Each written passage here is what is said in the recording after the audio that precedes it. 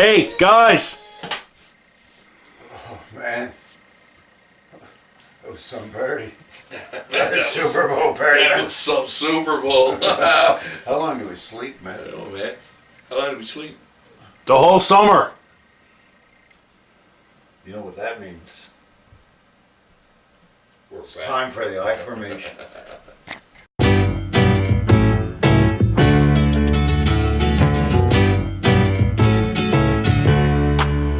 Welcome back.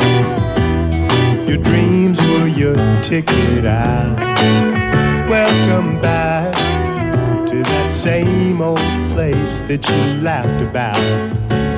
Well, the names have all changed since you hung around, but those dreams have remained and they've turned around. Who'd have thought they'd lead ya? Who'd have thought they'd lead ya? Back here where we Hey, everybody. Welcome back to Season 2 of the I Formation. I'm Jeff Gibbons. And I'm John Moist. And let me tell you, we had fun last year. We want to welcome everybody back and thank everybody who was a part of that show last year. We're going to do it again this year. We actually have to bask in our glory for a minute after all the great picks we made when we turned the corner for the playoffs last year, John. And, you know, we went against the grain, and we were right. Actually, most of the time in the playoffs, including our championship Baltimore Ravens. In just a moment to say congratulations to Ray Lewis and company who have won the Super Bowl. And you know what? True to form, we're going to come back this year. We're going to tell you in week one who we like. And there's been a lot of change in the league this year. All kinds of interesting bylines. We haven't even got any replacement refs this year, but right now there is one female referee who's trying to make her way in actually to the NFL. Whether she's going to get there or not, I don't know right away, but that's an interesting story developing. But let's talk about who we think is going to win the divisions this year, first and foremost. John, who do you like in the AFC right now?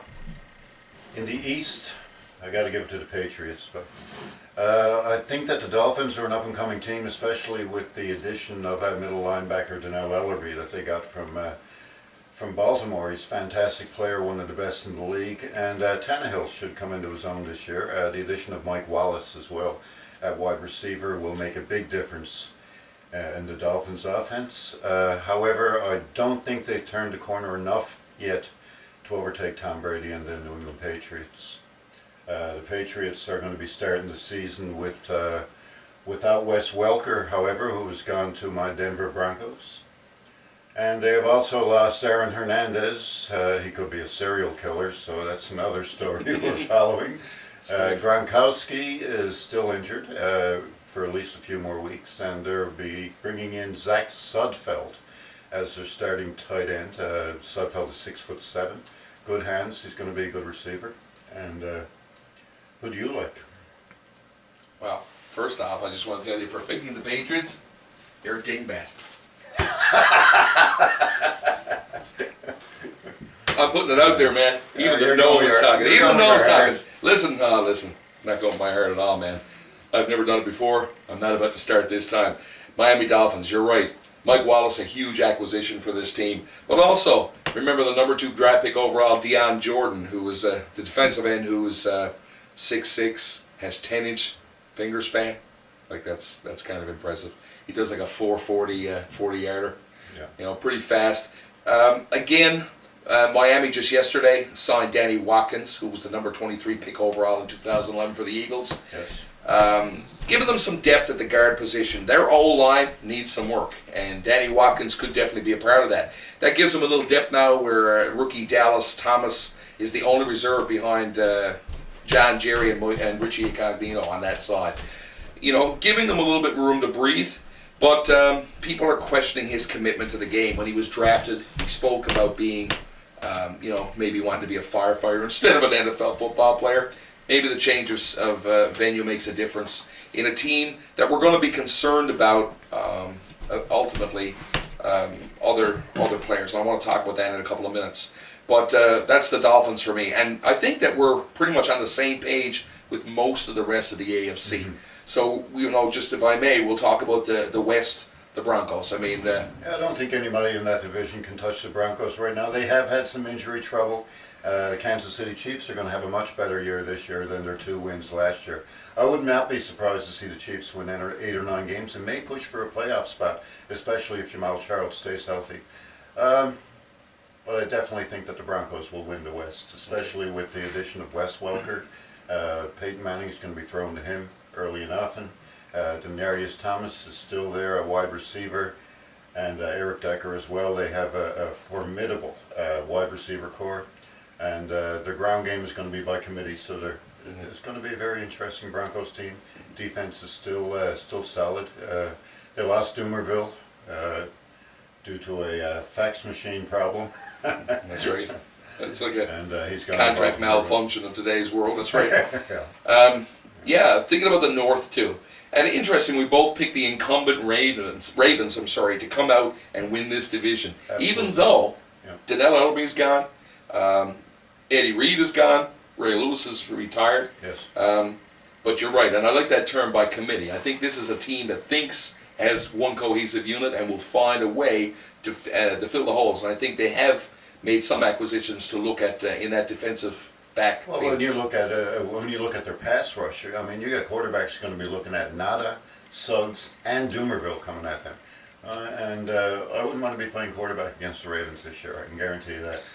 It's going to be a tremendous pass rush. Well, I look forward to Week 1's matchup. We'll talk about that in a few I'm a little bit minutes. afraid of that, but I will pick my Broncos. Oh, so we got the South.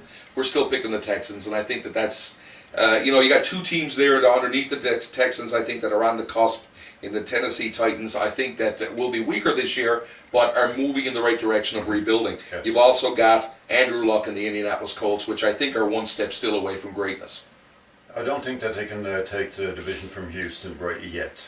Give it a year or 2. They'll be fine. Luck is definitely a big quarterback in the future. He's going to be a big quarterback this year. Give him another year to read those defenses. He may throw a lot of interceptions again this year. And I think Houston has a better defense, and Arian Foster on the ground, one of the best in the game for sure, if not the best. And Houston should take that division, yes. Okay, and as a consequence of both of us picking a different winner in the East, I'm picking that division to be close out there in the East, but to the point where we got 2 teams that are surging ahead and 2 teams that are falling back in the Dolphins and the New England Patriots. I'm picking New England to win a wild card based on the fact they're going to be tight to the heels of the Dolphins, and it could come down to for and against, whatever the case, the tiebreakers may be there. But I'm thinking maybe 2 teams at 10-6 or 11-5 that are both going to go into the playoffs. And also, I'm picking the Cincinnati Bengals, and I think we're on the same page there with respect to a wild card. I think the Bengals will make a wild card berth this year.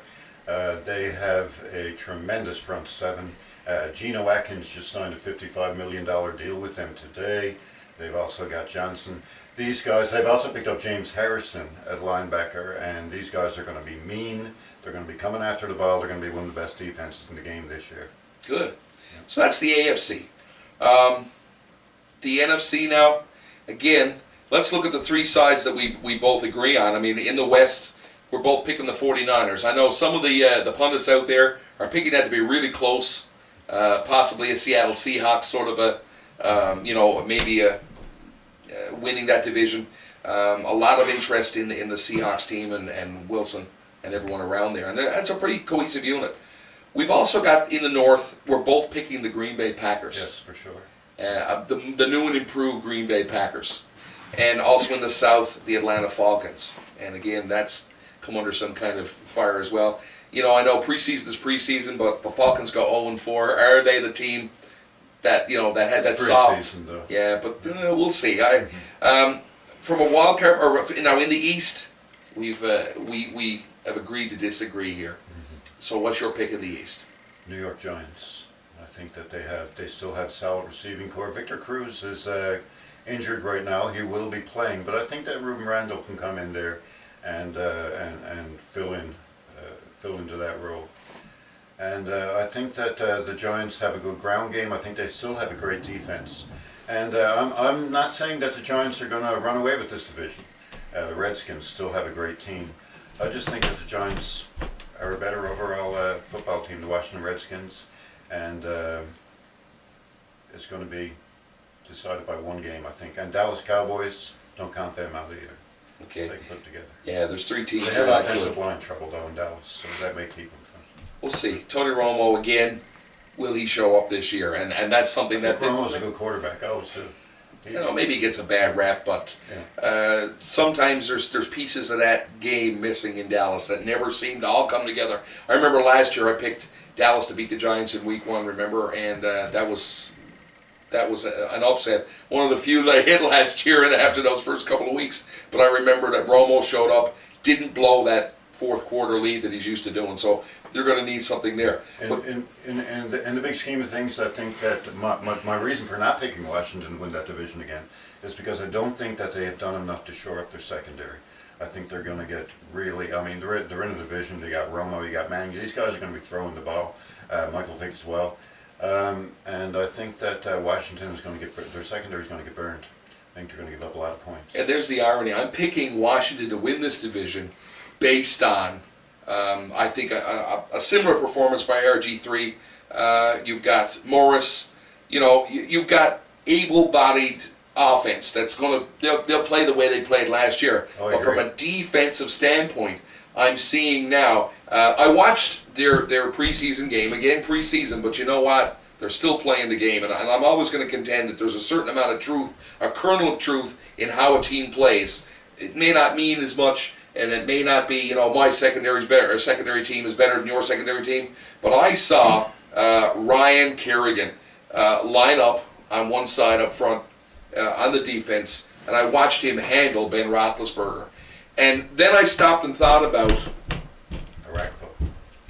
Brian Orakpo coming back next week healthy after, like any person defensively who gets a verb named after them. I'm thinking, when you're Orakpo, that means something. Oh man, that's like, I'm telling you, this is a defense that even we saw towards the second half of last year, around playoff time, really coming to itself.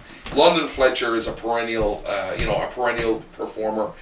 This whole team defensively is going to help RG3, and I think the big thing there is RG3. Is he going to be protected by his O-line? Is he not going to make the same kind of mistakes that those cowboy kind of plays where he runs for the Montana kind of put the head down and stick it in there? I think he's going to have to protect himself better, make better decisions, but I think he's capable, and I think there's no doubt about it. RG3 is the real deal. This guy can run. He can throw the ball. He doesn't throw many interceptions at all. His passer rating is among the best in the game. I just think that the secondary is going to get, and it's going to be close. Redskins or Giants, I think, in that division. By one game either way could decide it. And I would go ahead and live. Well, you know what? If that defense really pulls it together, I'm gonna make my crazy call of the year. The calls with balls. Like I'm saying, here it is. I'm saying that if Washington puts everything together the way they can, I think with the parity in the league this year, we have no runaways. I don't think there's any perfect seasons on the table this year. No. I'm going to say that the Washington Redskins could finish tied for the best record in the league with the right set of circumstances. They could go out there, and you could have a couple of teams in that division that may make hay. Very gutsy. Okay? But I'm going to say that, and that's in a perfect world. I disagree, but a very gutsy call, I would say. Wildcards. I think we're both looking at Seattle. I mean, we think they're going to be. It could be, and they could win that. They could win the NFC West. That could possibly happen. And also, I'm looking at the Chicago Bears and you as well. Yes. This is a team that has, now dealing with the loss of Brian Urlacher. They picked up Anderson from Carolina. This guy has got 100 tackles every single year. And James Anderson, is that his name? I believe it is. And he is one of the best in the game. And I think he'll fill in for Urlacher. Brand Marshall. And I've seen a general increase in quality of the game that Cutler's playing there. Yeah, and I think, now he's throwing at the right team too. He's not throwing the interceptions he threw before. He's shown a certain amount of mental and physical toughness too.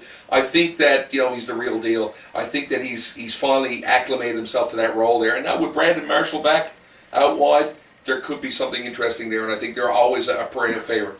From a Super Bowl perspective, I know that you're all about these Denver Broncos, and I think you think that they're going to go the distance this year. Yes, that's your call. The difference with me, I'm seeing him going to the dents, and maybe, you know, I'm looking at some of the other pundits out there. They're saying not too many are picking him to go there. They're looking at the, you know, the things like Von Miller and the injuries, and they're thinking that maybe this team is just not going to have everything it takes to get there. But I'm thinking they get there. But I think the new and improved, I keep saying the new and improved Green Bay Packers, I think are going to, they've shored up themselves a little more defensively this year. They need to protect Aaron Rodgers. And if that O-line holds up, I think they're the most balanced team in the National Football League. And I think Aaron Rodgers will be MVP. And I think they win against the Broncos in a close game. One that you're not going to want to go to the fridge for a beer for when we see the Super Bowl. I think it's going to be fantastic. New running back in Green Bay, going to be a bell cow there. His name is Eddie Lacy. Keep that name in mind. He's going to be a good player.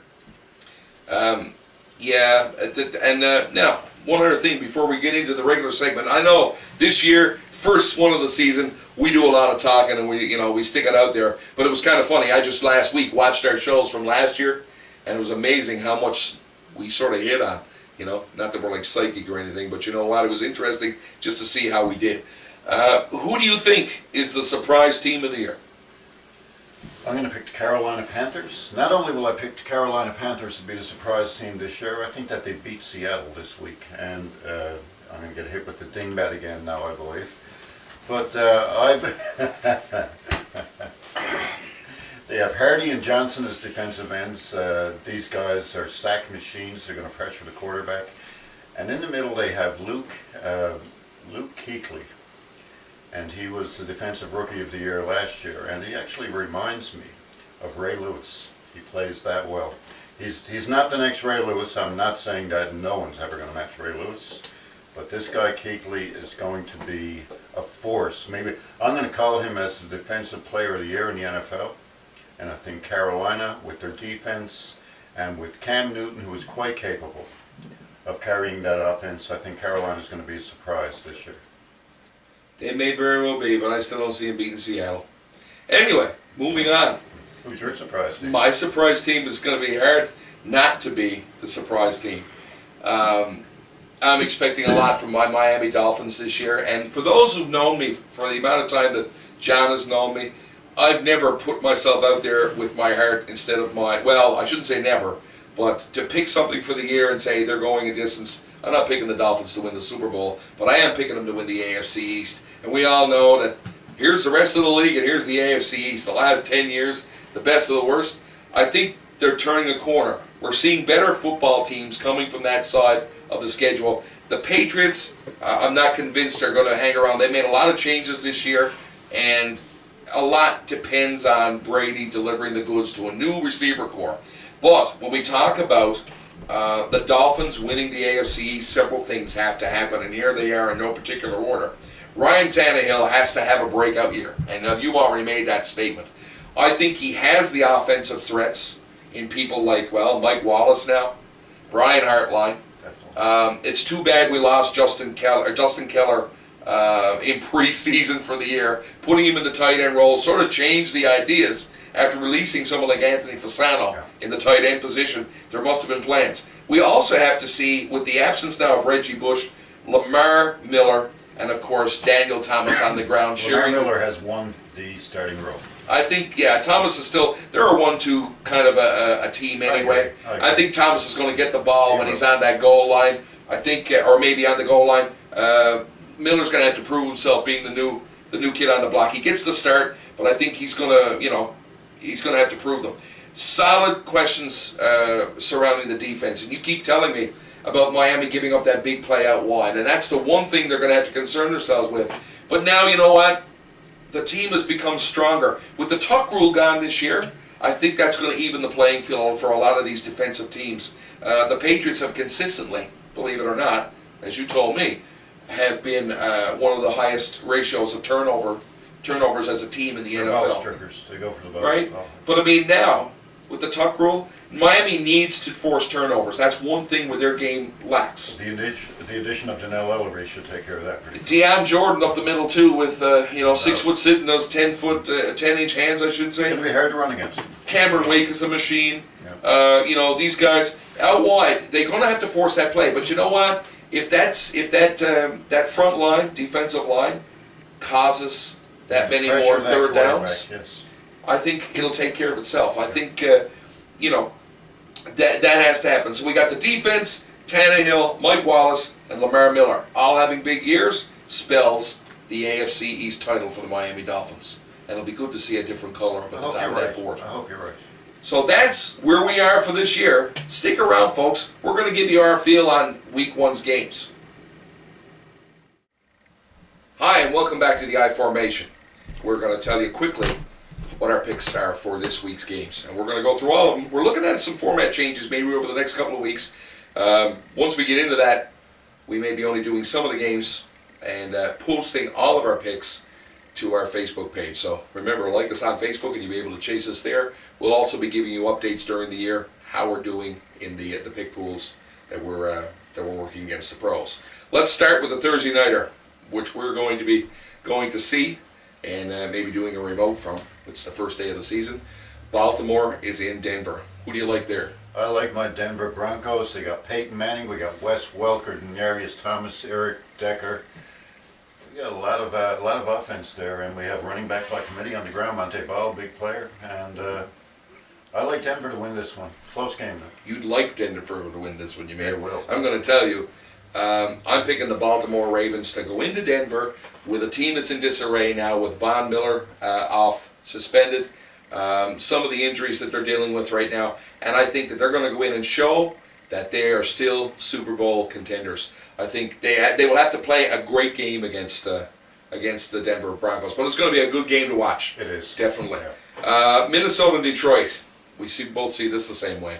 I like the Detroit Lions. I just don't think Minnesota has a great run defense, but I think Matthew Stafford and Calvin Johnson can hook up here a couple times. I think Detroit is a little bit of a better team than Minnesota this year, and I think Detroit will win it. Defensively, they look great against the New England Patriots. Mm-hmm. They held Tom 40 Brady. runs Yeah, season. nine offensive drives Brady had, 3 points. No. Gotta love it. Anytime somebody does that. Oakland is in Indianapolis. Indy, Next, New England is in Buffalo. not even close. Patriots are going to pound them. It was half a league onward. You're right. I think so. I had a moment of stupidity earlier.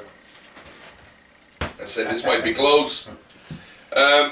Okay, Kansas City's in Jacksonville.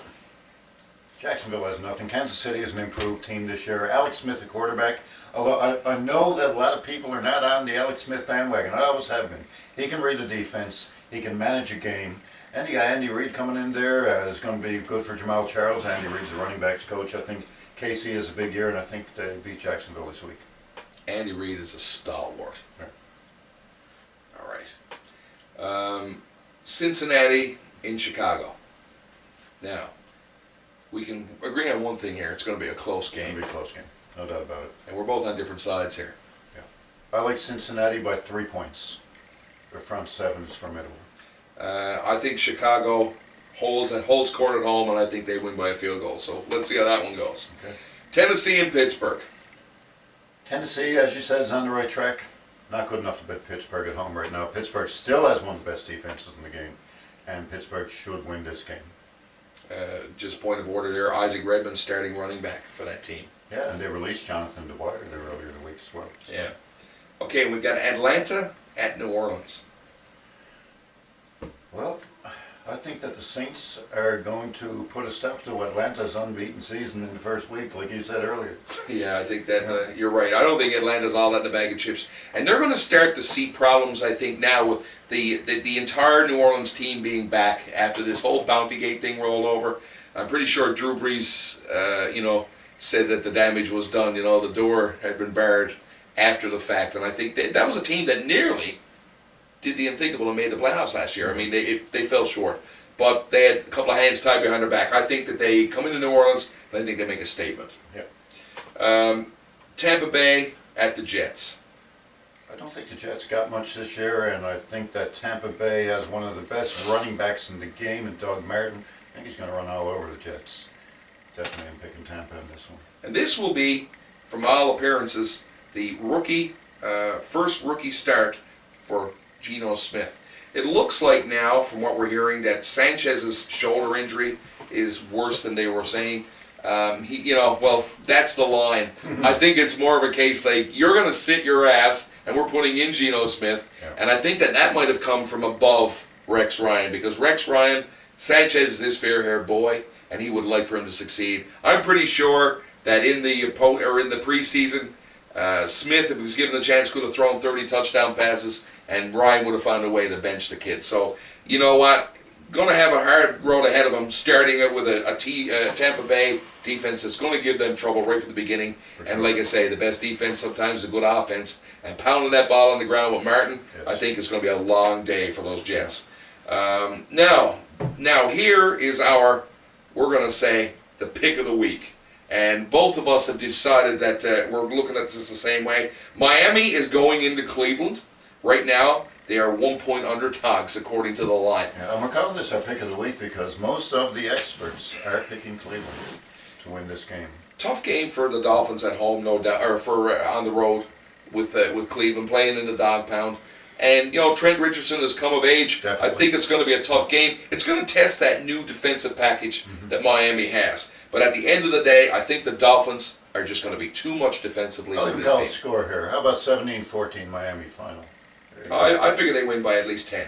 10. Yeah, and I think that's going to be, the tuck rule being gone now, we're going to see Miami, I think, surge up a little bit more in some defensive categories. One is going to be turnover ratio, and I'm really looking forward. They need to show that they are a premier defense in this league. They have the capabilities, they have the people, and we named some of these people already. Donnell Ellerbe been courted now by the Dolphins and brought in. You've got Cameron Wake. You've got Deion Jordan now, who they're expecting big things from defensively. So let's see. But this is our pick of the week. You heard it here, folks. Cleveland's best players, Trent Richardson, and Miami's strength is run defense. Seattle is now in Carolina, and we differ on this pick as well. You're picking... I'm probably the only person in the world picking the Carolina Panthers to win this game. I just have a feeling that Seattle has trouble on the road. Carolina, as I mentioned earlier, they have Kuechly and they're Hardy and Johnson at defensive ends, and they have a great defense. And last year, quietly, they were the 12th ranked offense in the NFL and the 10th ranked defense. They finished 7-9, but there were in so many close games that they could have easily had 10 or 11 wins, I thought. And I think they're the surprise of the year, and I think they upset Seattle this week. I think if Pete Carroll's Seattle Seahawks win that division, they could go to the Super Bowl. That's something I didn't mention in the first part of the season. They're the hardest team in the world to beat at home. They have that 12th man. They are arguably the best team at home in the NFL. And that even surpasses Matt Ryan and his dome playing in Atlanta. But we'll see. I'm picking Seattle to win on the road. We've got Arizona at St. Louis. And this one we're different on too. And this one, like I say, we call it the WGAF game of the week or whatever. But it's two interesting teams here that are emerging and turning a corner.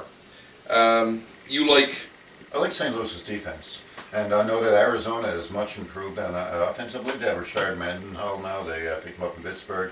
They also picked up Carson Palmer, and he's a quarterback with something to prove. So they could be tough. I really think it's going to be a close game, but I'm going to pick St. Louis to come out on top. Maybe by field goal. Defensively, Arizona's proven themselves over and over again. Remember beating the Patriots last year, holding court defensively. But when the chips are down, you can't win by defenses alone unless you're the Chicago Bears and you're getting pick sixes all over the place like the savage first half they had last year. But Arizona, you're right, a bona fide quarterback now in Carson Palmer, and Rashard Mendenhall on the ground makes a big difference to the dynamic of that team. Picking Arizona to beat St. Louis at home. Green Bay at San Francisco. And we sort of flip-flopped on this one a couple of times, but we both agreed. Oh, you did. Oh, I'm sorry, I did. I was San Francisco all the way. Okay. I would not be surprised if this pick turns to crap and Green Bay gives them a scare and upsets them. But I think, like I said, I'm on your side right now. I agree. San Francisco, defensively. Defense. I did say earlier, and you said a flip-flop, just because I said if the game was in Green Bay, I'd probably pick the Packers. But San Francisco at home with that defense and Alden Smith making all of his big statements that he's going to beat Strahan's record and everything. I mean, San Francisco has an awesome defense, probably the best in the game, and I think they can win this game at home against Green Bay. We'll see how that goes. As I've said so many times before.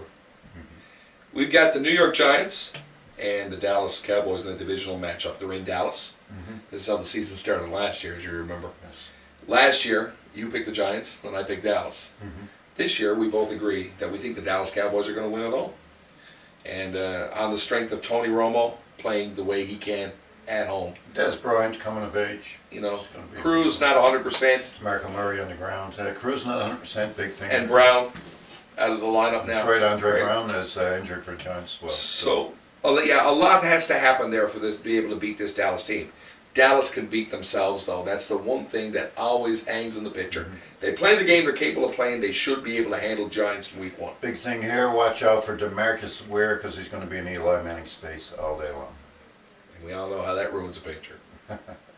Philadelphia and Washington. Another, I think we're both agreeing on this one as well. And these games are huge for Washington. I mean, again, defensively, I think they handle Philadelphia. I don't think this game is close. A lot of the experts are coming out and saying that Philadelphia is back this year, that Michael Vick is back this year, and I think that that Vick may have a good season, but they're definitely not up to the standards of Washington Redskins are right now. I don't think Philadelphia has a great offensive line. I don't think they have a great defense. Washington is going to win this one by a couple of touchdowns. I agree. Yeah. It's the Alfred come home. Morris, big game. And RG3 has been announced that he will start. Yeah. So that's a huge piece for the Washington Redskins. And finally, the second game on Monday night, Houston at San Diego. I don't know when San Diego is going to give up on Phillip Rivers because everybody says what a great quarterback he is, but he's done nothing really. He hasn't carried them deep into the playoffs. He regularly has temper tantrums on the field. Houston is just a much better football team. San Diego. I think Houston goes into San Diego and hands it to him. What's in a team? Ryan Leaf is such a wonderful quarterback. I don't know what went on there. But you're right. Houston is Houston. They're going to win 10-plus games again this year.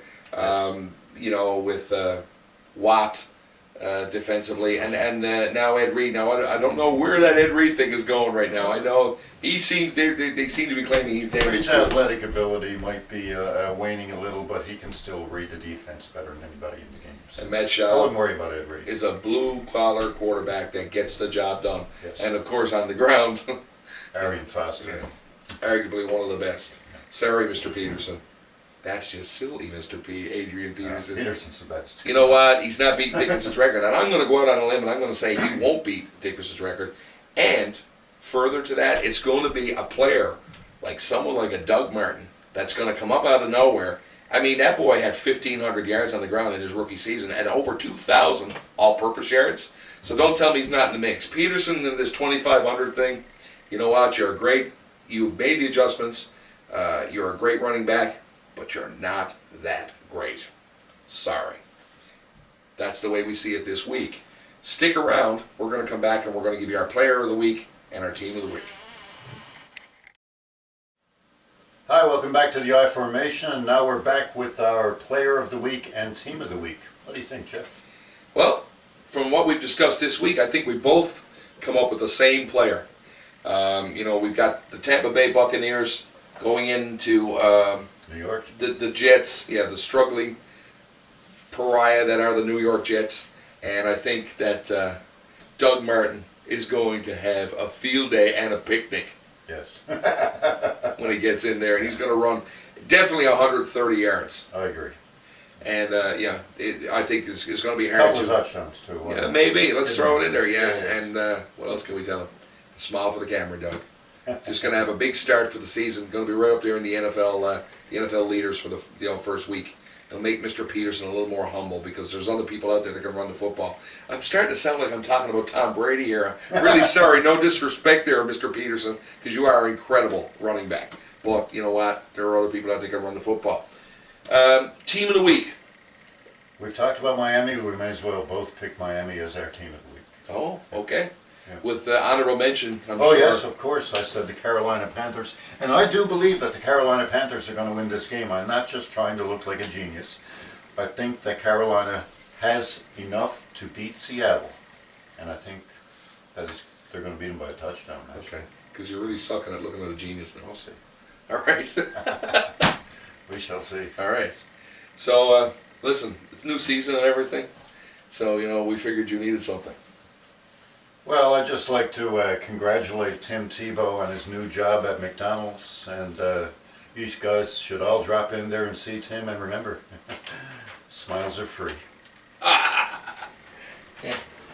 I got a little something for you, too. New season, new purse. So, this one will match your shoes, too, man. That's kind of nice. Excellent. Yeah, Yeah. I was looking forward to that. Listen, we're glad to be back, folks. Come back, see us next week. Make sure you like us on Facebook. Check and see our picks week to week. We're going to be back next week and tell you how we did. And until then, it's good night from me. And it's good night from him. Have fun.